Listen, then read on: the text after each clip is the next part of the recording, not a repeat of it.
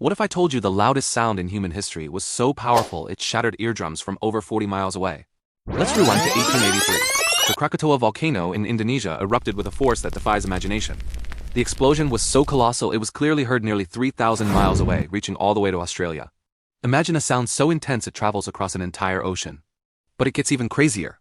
The shockwave from the blast circled the entire planet not once, not twice, but 3 to 4 times. Barometers around the globe, from London to New York, spiked at the exact same moment.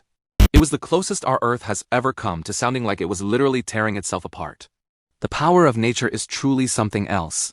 Thanks for watching, and don't forget to subscribe for more mind-blowing stories.